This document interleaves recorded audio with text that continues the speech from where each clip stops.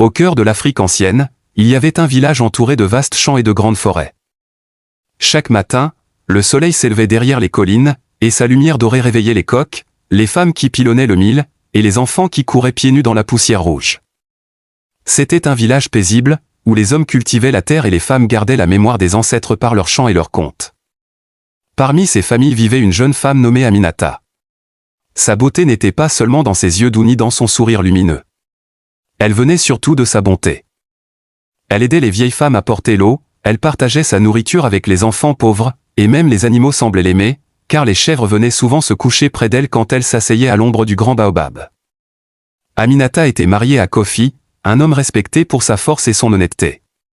Ensemble, ils formaient un couple uni, et le bonheur semblait les accompagner partout. Depuis quelque temps, une nouvelle encore plus joyeuse circulait dans le village, Aminata portait un enfant dans son ventre. Tout le monde se réjouissait de cette nouvelle, car un enfant est une bénédiction, un nouveau souffle pour la lignée et pour le village entier.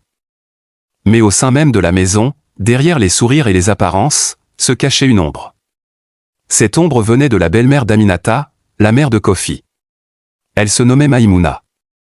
C'était une femme au cœur dur, dont le visage portait toujours une expression sévère. Depuis le début, elle n'aimait pas Aminata. Elle disait parfois d'elle, « Cette femme a pris l'attention de mon fils. Depuis qu'elle est là, il m'oublie. » Quand les voisines félicitaient Aminata pour sa grossesse, le visage de Maïmouna se crispait. Elle souriait en public, mais son cœur brûlait d'une jalousie sourde. Elle voyait dans cet enfant à naître un danger, une barrière entre elle et son fils. Pourtant, le village tout entier accueillait Aminata avec chaleur. Les vieilles femmes lui donnaient des conseils pour prendre soin de sa grossesse. Les jeunes filles lui apportaient parfois des fruits frais. Chaque soir, Kofi s'asseyait près d'elle, posait sa main sur son ventre rond et murmurait. « Mon amour, notre enfant grandit fort et en bonne santé. Bientôt, il jouera avec les autres enfants du village, et sa voix se mêlera à leur rire. » Aminata souriait, mais parfois son regard se posait sur sa belle-mère, et un frisson traversait son cœur. Elle ne savait pas pourquoi, mais une voix intérieure lui disait « Méfie-toi ». Ainsi commença l'histoire. Dans ce village rempli de chants et de tambours, une vie nouvelle s'annonçait, mais dans l'ombre, un cœur rempli de haine préparait un chemin de douleur. Pourtant, les anciens disent toujours, le mal peut bien se cacher, mais il ne peut pas durer éternellement, car la vérité est comme le soleil, on peut la couvrir un moment, mais jamais l'éteindre. Les jours passaient, et la grossesse d'Aminata avançait doucement. Son ventre s'arrondissait, et chaque pas qu'elle faisait attirait les regards bienveillants des voisines. Dans la rue poussiéreuse où elle habitait, les enfants couraient vers elle pour la saluer, et les vendeuses du marché la taquinaient en riant. « Aminata, ce sera un garçon, tu verras. »« Non, non, une fille, » répliquaient d'autres, avec ses beaux yeux doux. La ville, malgré son bruit et son agitation, semblait célébrer avec elle cette nouvelle vie. Mais dans l'appartement qu'elle partageait avec Kofi et sa belle-mère, l'air n'était pas aussi léger. Maïmouna, la mère de Kofi, regardait chaque geste de sa belle-fille avec une méfiance silencieuse. Elle voyait comment les voisines la félicitaient, comment les amis du marché l'entouraient, et elle sentait son cœur se durcir. Pour elle, Aminata prenait toute la place, dans la maison, dans la vie de son fils, et maintenant même dans le quartier. Chaque soir, quand Kofi rentrait fatigué de ses longues journées de taxi, il entrait avec le sourire, impatient de retrouver sa femme. Après avoir posé ses clés et son sac, il allait directement vers Aminata, posait sa main sur son ventre et parlait au bébé qui n'était pas encore né. « Mon petit lion, disait-il doucement, grandis fort, car ton père t'attend déjà avec impatience. » Maïmouna, assise dans un coin du salon, les observait sans dire un mot. Mais à l'intérieur d'elle-même, la colère grondait. Elle murmurait parfois, assez bas pour qu'Aminata n'entende pas. « Mon fils était tout pour moi.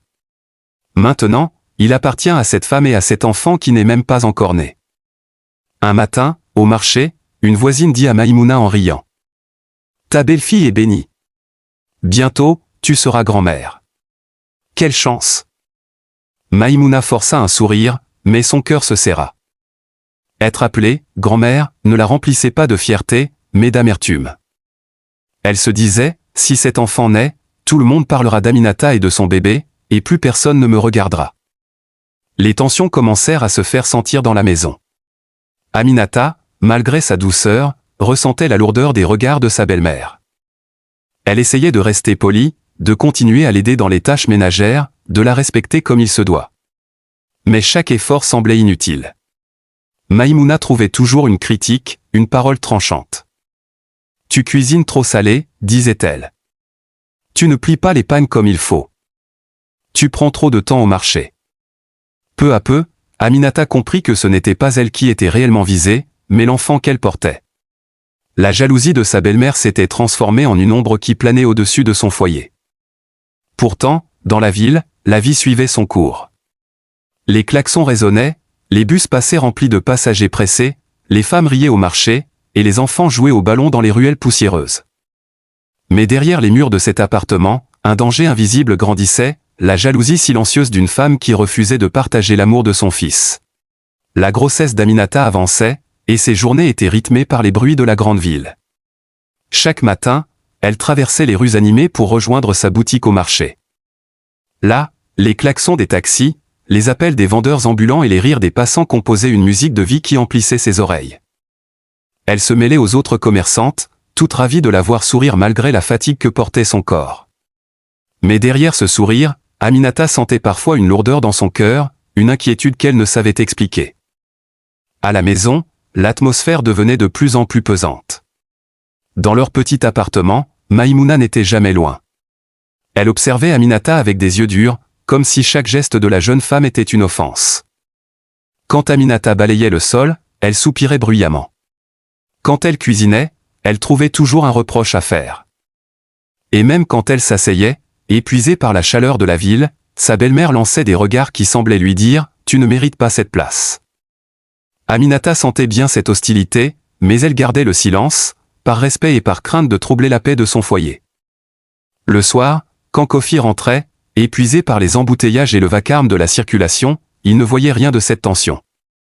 Il arrivait en souriant, heureux de retrouver sa femme, et parlait toujours de leur avenir avec enthousiasme. Assis sur le vieux canapé du salon, il racontait ses journées, les clients pressés, les disputes avec d'autres chauffeurs dans les rues bondées, puis terminait en posant tendrement sa main sur le ventre d'Aminata. Pour lui, le monde extérieur était rude, mais à la maison, il croyait trouver refuge et bonheur. Jamais il n'imaginait que, derrière son dos, un poison se diffusait lentement dans les murs mêmes de son foyer. Aminata, pourtant, avait tenté de lui en parler. Un soir, alors que les bruits de la ville s'apaisaient et que les lampadaires diffusaient une lumière pâle dans leur quartier, elle lui dit timidement. « Kofi, je sens que ta mère ne m'aime pas, ses regards me font peur. » Mais Kofi, fatigué et attaché à sa mère, répondit avec douceur. « Aminata, tu te fais des idées. Ma mère est parfois dure, mais elle t'aime, au fond. Elle sera heureuse de devenir grand-mère, tu verras. » Ces paroles n'apaisèrent pas le cœur d'Aminata. Elle savait ce qu'elle ressentait. Ses pressentiments ne venaient pas de simples caprices, mais d'une intuition profonde. Elle se disait en silence, les anciens ont toujours dit que l'œil qui brille trop fort cache parfois un feu intérieur. Elle voyait ce feu dans le regard de Maïmouna, un feu qui ne demandait qu'à dévorer. Pourtant, la ville continuait son rythme. Les bus passaient bondés, les marchands criaient leurs prix, les enfants jouaient dans les ruelles étroites, et les motos zigzaguaient entre les voitures. Tout semblait normal à l'extérieur, mais dans l'intimité de cet appartement, une bataille invisible se préparait, l'amour d'une jeune femme contre la jalousie d'une mère qui refusait de céder sa place. Les semaines passaient et Aminata entrait dans les derniers mois de sa grossesse.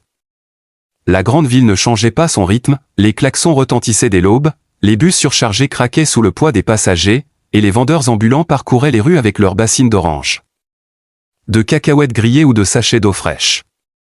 Mais pour Aminata, chaque journée semblait plus lourde. Son ventre arrondi la ralentissait, et son souffle devenait court. Pourtant, elle tenait bon, aidée par l'espoir de serrer bientôt son enfant dans ses bras. À la boutique du marché, les clientes l'encourageaient toujours. Certaines lui offraient des fruits, d'autres lui disaient des prières pour protéger sa grossesse. Mais derrière leur sourire, Aminata sentait qu'on l'observait. Il lui arrivait de remarquer la silhouette de sa belle-mère au loin, qui passait dans la rue comme par hasard. Maïmouna prétendait venir acheter des légumes ou saluer une voisine, mais Aminata savait qu'elle veillait sur chacun de ses gestes. Cette surveillance constante lui donnait l'impression d'étouffer, comme si les murs invisibles de la ville se refermaient sur elle. À la maison, la tension atteignait un niveau insupportable. Kofi continuait de travailler tard, pris par la fatigue des embouteillages et le stress des clients pressés. Quand il rentrait, il trouvait toujours sa mère silencieuse, assise sur sa chaise, et Aminata qui tentait de garder un sourire malgré les reproches de la journée. Chaque soir, le même rituel se répétait, Kofi posait sa main sur le ventre de sa femme et riait doucement, rêvant de l'avenir. Mais dès qu'il tournait le dos, les regards de Maïmouna redevenaient durs, chargés d'une colère muette. C'était comme si deux mondes vivaient dans le même appartement, celui de la joie innocente de Kofi et celui de la rancune grandissante de sa mère. Un soir particulièrement étouffant, alors que l'air de la ville vibrait encore des bruits de motos et de conversations dans la rue, Aminata se retrouva seule avec sa belle-mère dans le salon. Maïmouna brisa le silence en murmurant d'une voix basse, mais glaciale. « Tu crois que cet enfant fera de toi la reine de cette maison ? Tu te trompes, Aminata. Tant que je vivrai, tu ne prendras pas ma place. » Ces mots frappèrent Aminata comme un coup de tonnerre. Elle baissa les yeux, le cœur battant, incapable de répondre. Elle comprit alors que ses pressentiments n'étaient pas de simple peur, sa belle-mère portait réellement dans son cœur un feu dangereux, prêt à consumer tout ce qu'elle chérissait. Dehors, la ville brillait de mille lumières et vibrait de vie, mais à l'intérieur de cet appartement, l'ombre de la jalousie prenait de plus en plus de place, annonçant que le pire était à venir. Les jours s'alourdissaient dans la maison d'Aminata. La chaleur de la grande ville semblait peser encore plus sur ses épaules, et même les bruits quotidiens qui lui donnaient autrefois de l'énergie lui semblaient désormais oppressants. Les klaxons des taxis résonnaient sans cesse, les cris des vendeurs ambulants montaient de la rue jusqu'à la fenêtre de son appartement, et les conversations animées des voisins remplissaient l'air. Mais pour Aminata, tout cela n'était plus qu'un fond sonore lointain. Son esprit était accaparé par la présence hostile de sa belle-mère, qui se faisait chaque jour plus menaçante. Maïmouna avait cessé de cacher son ressentiment. Dans les couloirs de l'immeuble, elle chuchotait des mots acides aux voisines, laissant entendre qu'Aminata n'était pas une femme digne pour son fils. Certaines l'écoutaient en silence, d'autres hochaient la tête avec gêne. Aminata, qui entendait parfois des bribes de ses murmures en descendant les escaliers, sentait son cœur se serrer. Elle avait beau se répéter qu'elle n'avait rien à se reprocher, la rumeur de la méchanceté s'infiltrait peu à peu dans son quotidien comme une fumée épaisse. La ville autour d'elle restait animée, mais elle avait l'impression d'étouffer dans un espace qui se rétrécissait jour après jour. Kofi, de son côté, ne voyait toujours rien. Ses journées de taxi étaient longues, usantes, et il n'aspirait qu'à rentrer chez lui pour retrouver la douceur de son foyer. Mais cette douceur n'existait plus vraiment. Chaque soir, il trouvait Aminata fatiguée, les traits tirés, et sa mère toujours silencieuse dans son coin, comme une ombre plantée au cœur du salon. Lorsqu'ils s'asseyaient pour dîner, les deux femmes se faisaient face sans échanger un mot, et l'air devenait si lourd qu'on aurait pu le couper au couteau. Pourtant, lui, souriait encore, croyant que tout allait bien, persuadé que sa mère finirait par s'adoucir avec l'arrivée du bébé. Une nuit, après une journée particulièrement éprouvante, Aminata eut un rêve étrange. Dans ce rêve, elle se voyait marcher dans une rue éclairée par les néons colorés des boutiques encore ouvertes tard le soir. Des voix l'appelaient, mais elle ne parvenait pas à distinguer qui parlait. Elle avançait, son ventre lourd, et à chaque pas, elle sentait une ombre derrière elle. En se retournant, elle apercevait le visage de Maïmouna, dur, froid, comme une statue vivante. Elle se réveilla en sursaut, le cœur battant, les mains moites. Ce rêve résonnait en elle comme un avertissement. Elle comprit qu'elle devait redoubler de prudence, car le danger ne venait plus seulement de ses pressentiments, il s'approchait, chaque jour, un peu plus près. Les semaines suivantes, la tension à la maison atteignit un sommet que même Aminata n'aurait pas imaginé. La grande ville, avec ses marchés débordants de vie, ses klaxons incessants et ses files interminables de voitures coincées dans les embouteillages, continuaient son rythme effréné. Mais à l'intérieur de l'appartement, l'air semblait chargé d'une lourde menace. Aminata, de plus en plus fatiguée par sa grossesse, avait du mal à accomplir les gestes simples du quotidien. Ses mains tremblaient parfois quand elle rangeait ses affaires, et son regard se perdait dans le vide, comme si son esprit cherchait une échappatoire à l'oppression constante de Maïmouna. La ville brillait au dehors, mais dans ce foyer, chaque journée ressemblait à une épreuve. Maïmouna, de son côté, ne cachait plus sa rancune. Elle s'imposait dans tous les recoins de la maison, bousculant les habitudes d'Aminata, surveillant chaque mouvement, chaque parole. Lorsqu'Aminata recevait un appel d'une amie, elle s'arrangeait pour rester à proximité, tendant l'oreille. Quand la jeune femme préparait un plat, elle la critiquait ouvertement, trop de sel, pas assez de viande, comme si rien de ce qu'elle faisait n'était assez bon pour son fils. Dans les couloirs de l'immeuble, elle murmurait encore plus fort qu'avant, alimentant les ragots, semant dans le quartier l'image d'une belle fille arrogante et incapable. La rumeur se propageait comme une flamme dans un tas de paille sèche, et Aminata, isolée, n'avait que son silence pour se défendre. Kofi, lui, continuait de s'enfermer dans son rôle de mari fatigué mais confiant. Chaque soir, il revenait de ses longues journées passées dans les embouteillages, ses nerfs apaisés seulement par le sourire qu'il voulait voir sur le visage de sa femme. Mais il ne voyait pas ce que ses yeux fatigués refusaient de percevoir. Aminata, derrière son masque de courage, s'effritait un peu plus chaque jour. Les repas se passaient dans une ambiance glaciale. Les mots échangés étaient rares, les regards lourds de sous-entendus. Pour Kofi, c'était simplement le poids de la grossesse, mais pour Aminata, c'était l'ombre d'un mal qui grandissait. Dans le décor bruyant et lumineux de la grande ville, l'appartement s'était transformé en prison invisible. Une nuit, alors que la ville vibrait encore des échos des motos-taxis, des vendeurs de brochettes et des rires dans les bars de quartier, Aminata entendit un bruit étrange dans le salon. Elle se leva difficilement, son ventre lourd ralentissant ses pas, et aperçut Maïmouna, debout dans l'obscurité, fixant la porte d'entrée comme une sentinelle. Ses yeux brillaient d'une intensité inquiétante. Aminata n'osa pas parler. Elle retourna dans sa chambre, mais le cœur battait si fort dans sa poitrine qu'elle crut qu'il allait réveiller son mari endormi. Cette scène lui confirma ce qu'elle craignait, le danger n'était plus une possibilité, il rôdait désormais dans chaque recoin de son foyer. Dehors, la grande ville ne dormait jamais, mais à l'intérieur, Aminata comprit que la véritable bataille venait de commencer. Les jours suivants furent marqués par une atmosphère lourde qui pesait sur tout l'appartement. La grande ville continuait de respirer au rythme de ses bruits familiers, le grincement des bus surchargés, les vendeurs ambulants criant le prix des mangues bien mûres, les éclats de rire des enfants courant dans les ruelles poussiéreuses. Mais pour Aminata, chaque son de la ville ne parvenait plus à la réconforter. Son ventre lourd l'alourdissait, mais ce n'était pas la fatigue qui la terrassait le plus, c'était la peur, une peur qui se nourrissait de chaque regard sombre que sa belle-mère lui lançait dans le silence des murs. Elle sentait que quelque chose se préparait, une menace invisible qui ne demandait qu'un instant pour exploser. Un soir, alors que le soleil s'éteignait lentement derrière les immeubles gris de la ville, Kofi proposa de sortir dîner dans une petite gargote de quartier. Il voulait changer l'air, redonner le sourire à sa femme. Dans les rues animées, les odeurs de poissons braisés, de maïs grillé et d'arachides chaudes flottaient, se mélangeant aux klaxons des motos-taxis et aux conversations animées des passants. Aminata, malgré son épuisement, accepta de l'accompagner, heureuse de quitter l'air étouffant de l'appartement.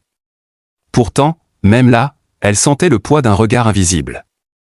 Elle ne voyait pas Maïmouna, restée à la maison, mais son esprit avait l'impression que son ombre les suivait jusque dans la foule. En rentrant de ce court moment d'évasion, Aminata remarqua un changement subtil dans l'appartement. Rien ne semblait déplacé en apparence, mais une étrange sensation lui noua le cœur. Le regard de Maïmouna, quand ils franchirent la porte, était plus froid que jamais, presque métallique. Elle ne dit pas un mot, se contentant de fixer sa belle-fille comme si elle voulait l'effacer de son propre foyer.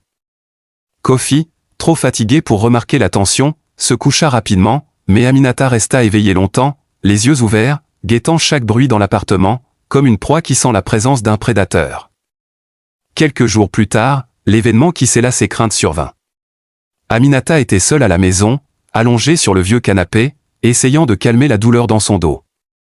La télévision diffusait un feuilleton bruyant, mais ses pensées étaient ailleurs. C'est alors que Maïmouna s'approcha lentement, sans expression, tenant dans sa main un couteau de cuisine qu'elle venait de nettoyer. Elle le posa ostensiblement sur la table basse, ses yeux plongés dans ceux d'Aminata. Puis, d'une voix glaciale, elle murmura. « Cet enfant n'est pas encore né, et déjà, il a pris ma place. Tu crois que je vais le laisser venir détruire ma vie ?» Aminata sentit un frisson parcourir tout son corps. Elle ne trouva pas la force de répondre, sa gorge sèche étouffant ses mots. Le bruit des klaxons et des rires des voisins résonnait à travers la fenêtre, rappelant que la ville vivait toujours, insouciante. Mais dans cet appartement, un pas décisif venait d'être franchi, la jalousie n'était plus seulement une ombre, elle devenait une menace prête à éclater. Les jours suivants furent marqués par une étrange tension qui n'avait plus besoin de mots pour exister. Dans l'appartement, chaque geste de Maïmouna semblait calculé, chaque silence plus pesant que les insultes qu'elle murmurait autrefois. Aminata, désormais sur ses gardes, vivait dans la peur constante, redoutant une nouvelle confrontation. Elle n'en parla pas à Kofi, car elle savait qu'il ne la croirait pas, il voyait toujours en sa mère une femme fragile et dévouée. Pourtant, la vérité bouillonnait en elle, prête à éclater. Dehors, la grande ville poursuivait son vacarme, les vendeurs ambulants agitaient leurs marchandises sous les klaxons pressés, les façades des immeubles noircis de poussière accueillaient des voisins accoudés à leurs balcons. Et les motos-taxis zigzaguaient entre les voitures dans un chaos bien ordonné. Mais Aminata ne voyait plus cette énergie urbaine comme une distraction. Elle rêvait seulement d'air, d'espace, d'une issue hors de ce piège clos.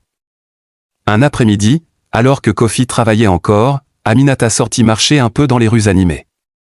Sa grossesse l'épuisait, mais elle voulait sentir la vie de la ville autour d'elle, retrouver au moins une part de sécurité au milieu de la foule. Elle se mêla aux passants pressés, aux femmes portant des paniers sur la tête, aux jeunes vendeurs de cartes de recharge téléphonique, et aux enfants qui couraient entre les voitures arrêtées. Le bruit des klaxons, les cris des vendeurs de beignets et le parfum du café noir qui s'échappait d'un kiosque la rassuraient plus que le silence étouffant de l'appartement. Mais même dans cette marée humaine, Aminata ne pouvait se défaire de l'impression que quelqu'un l'observait. Ses yeux parcouraient sans cesse la rue, cherchant une silhouette familière, redoutant de voir apparaître Maïmouna dans cette foule mouvante. En rentrant, elle trouva Kofi déjà à la maison, assis dans le salon, l'air préoccupé. Il venait de croiser un voisin qui lui avait confié des rumeurs inquiétantes. Dans les escaliers de l'immeuble, on murmurait que sa femme et sa mère vivaient comme des ennemis, que des cris avaient été entendus à plusieurs reprises, et que certains craignaient même une dispute violente. Kofi, d'abord agacé par ces propos, tenta de les ignorer. Mais en observant Aminata, pâle, épuisée et le regard fuyant, il sentit que quelque chose lui échappait réellement. Il voulut l'interroger, mais les mots restèrent coincés. Aminata, elle, choisit le silence, craignant que parler n'aggrave la situation. Entre eux, le silence devenait une frontière invisible. Ce soir-là, alors que la ville s'illuminait de ses néons colorés, que les vendeurs de brochettes installaient leurs brasserots sur les trottoirs et que la musique des bars résonnait jusque dans les hauteurs des immeubles. Un incident scella la peur d'Aminata. Alors qu'elle se reposait dans la chambre, elle entendit Maïmouna discuter à voix basse dans le couloir avec une voisine.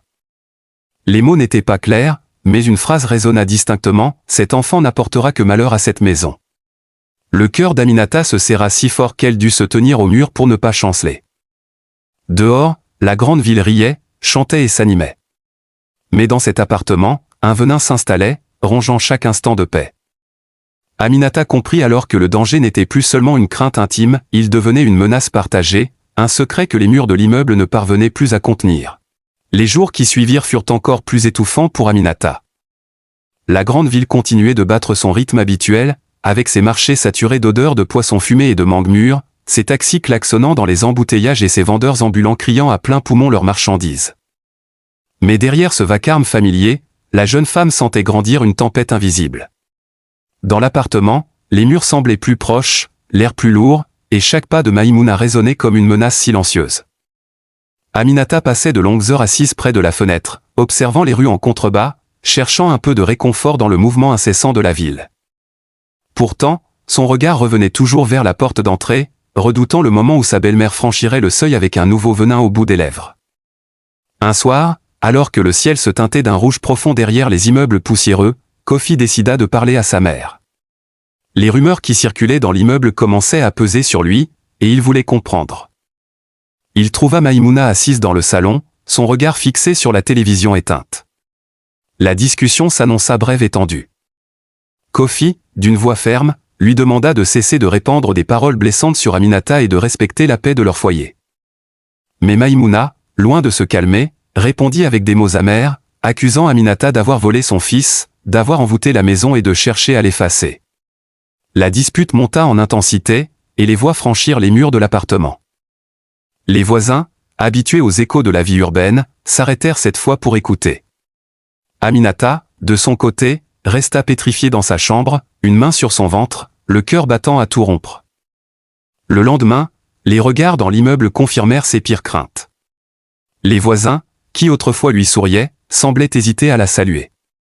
Certains chuchotaient sur son passage, d'autres l'évitaient carrément.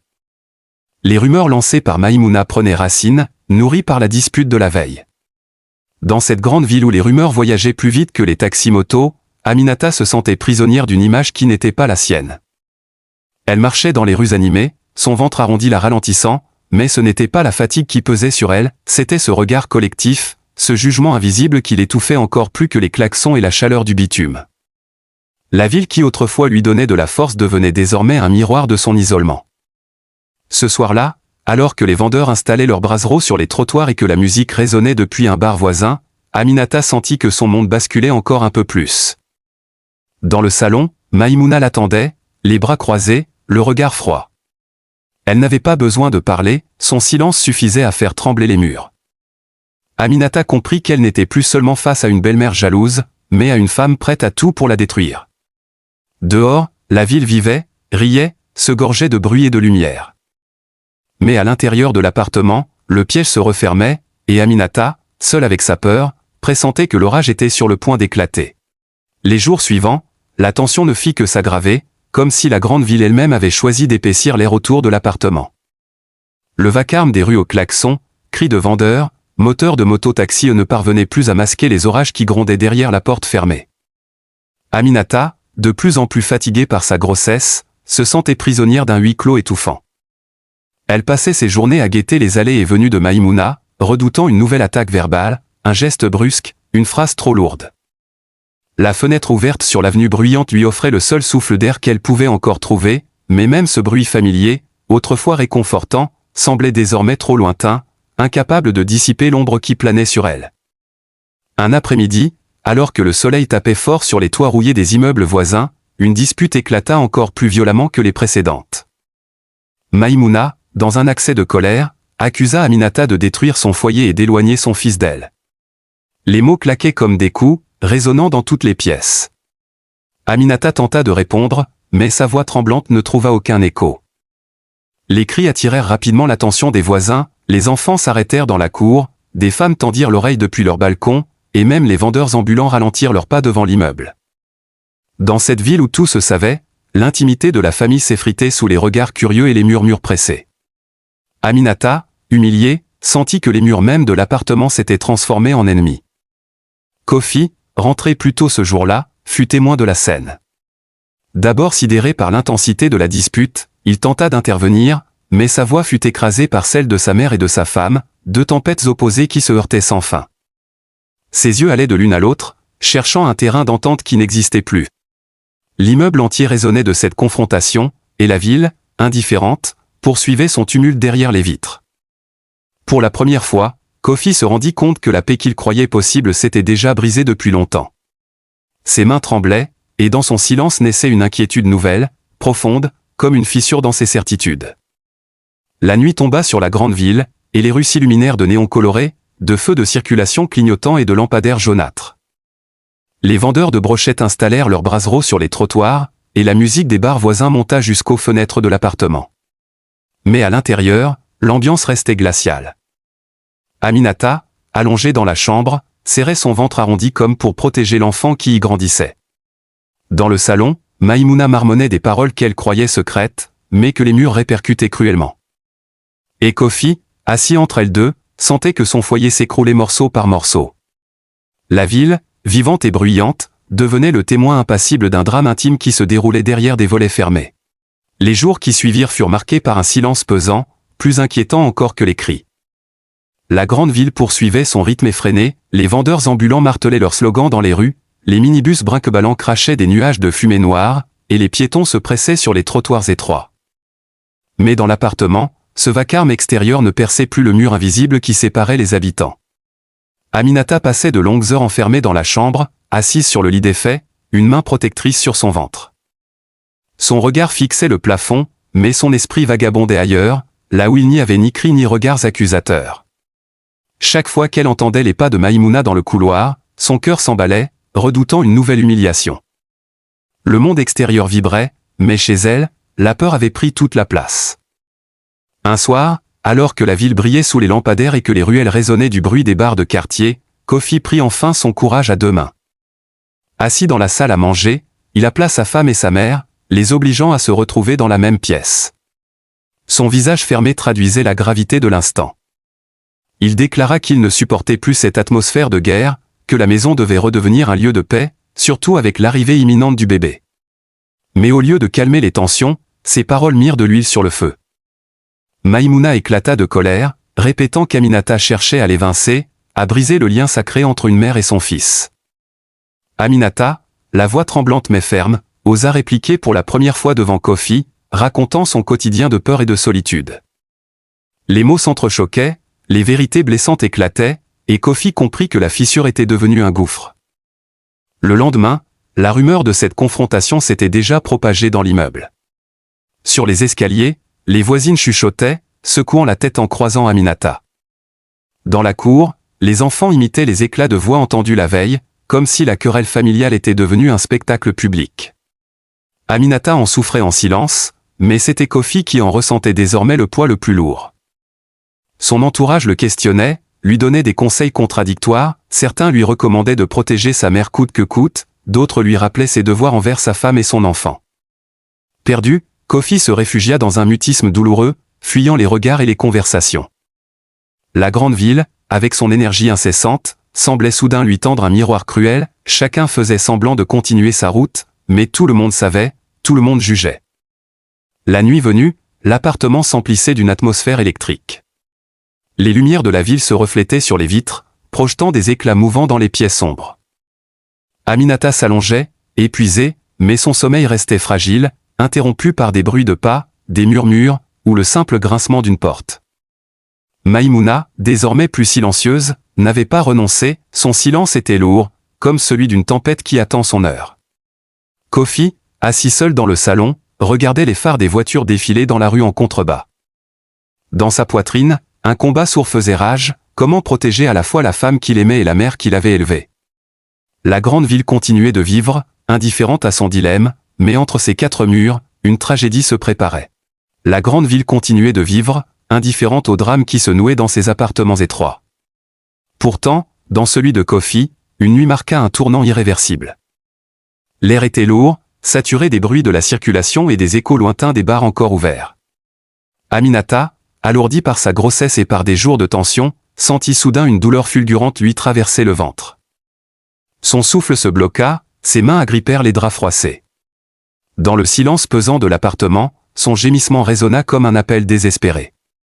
Kofi, alerté, accourut aussitôt, le visage blême, mais Maïmouna resta figée, son regard sombre fixé sur la jeune femme, comme si une part d'elle-même refusait d'agir. Sans perdre une seconde, Kofi porta Aminata hors de l'appartement et descendit les marches 4 à 4, bousculant les voisins qui ouvraient leurs portes, réveillés par le vacarme. Dans la rue, les taxis filaient encore, klaxonnant à tout va sous les réverbères jaunâtres. Il est là le premier qu'il trouva, cria l'adresse de l'hôpital, et la voiture s'élança dans la circulation nocturne. La ville, immense et bruyante, devenait un labyrinthe cruel pour l'homme qui priait à voix basse, suppliant que sa femme et son enfant survivent. Aminata, recroquevillée sur la banquette arrière, laissait échapper des soupirs entrecoupés, son front couvert de sueur. Les lumières des néons défilaient sur son visage, comme si la ville entière assistait à son combat silencieux. À l'hôpital, le chaos de la nuit n'était pas moins oppressant. Des malades attendaient sur des bancs de fer, des infirmiers couraient dans les couloirs, et les cris d'une autre salle se mêlaient aux appels insistants des familles. On emmena Aminata d'urgence en salle d'accouchement, laissant Kofi seul sur un banc, les mains jointes, le regard fixé sur une porte qui refusait de s'ouvrir. Les minutes s'étiraient, interminables, ponctuées seulement par les pas pressés du personnel médical et les murmures des autres patients. Puis, enfin, un médecin sortit, le visage fermé. Sa voix, basse et grave, annonça la nouvelle que Kofi redoutait sans oser y croire, Aminata n'avait pas survécu. Elle avait mis au monde un petit garçon, mais son corps, épuisé par la peur et la douleur, avait fini par céder. Le retour à l'appartement fut un cortège muet. La ville s'éveillait déjà, avec ses klaxons, ses marchés qui s'installaient, ses travailleurs pressés. Mais pour Kofi, chaque bruit sonnait faux, comme si le monde entier avait basculé dans une indifférence cruelle. En entrant, il trouva sa mère assise dans le salon, immobile. Quand il annonça la mort d'Aminata, un silence glacé s'abattit. Mais dans ce silence, quelque chose changea, une ombre passa, une brise légère souleva les rideaux malgré les fenêtres closes. Kofi sentit un frisson parcourir la pièce. Il leva les yeux et crut distinguer, l'espace d'un instant, la silhouette douce d'Aminata, debout près du berceau improvisé. Ses traits semblaient apaisés, son regard tourné vers l'enfant qu'elle avait laissé derrière elle. Maïmouna, blême, détourna les yeux, comme si elle comprenait enfin la gravité de ses actes. La grande ville reprit son vacarme, indifférente, mais dans ce foyer brisé, un silence nouveau naquit, celui du regret et du remords. Kofi, serrant son fils contre lui, comprit qu'il devait désormais affronter la vie seule, entre l'amour qu'il devait donner et le poids d'un deuil impossible. Les semaines qui suivirent la mort d'Aminata furent pour Kofi un long tunnel de silence et de douleur. La grande ville, indifférente, poursuivait son vacarme quotidien, les klaxons des taxis, les cris des vendeurs ambulants, les conversations animées sur les trottoirs. Mais pour Kofi, tout semblait étouffé, comme si le monde s'était mis à tourner sans lui. Chaque soir, en rentrant du travail, il retrouvait le berceau de son fils, posé dans un coin du salon, et le vide immense laissé par la disparition de sa femme. La chambre qu'ils avaient partagée lui paraissait trop grande, trop froide, et les murs semblaient encore imprégnés de sa voix et de ses rires éteints. Dans ce foyer, la vie continuait à travers le souffle fragile de l'enfant, mais l'ombre d'Aminata planait encore, invisible et rassurante. Maïmouna, elle, ne trouva ni repos ni répit. Les voisins, témoins des querelles et des rumeurs, lui tournaient désormais le dos.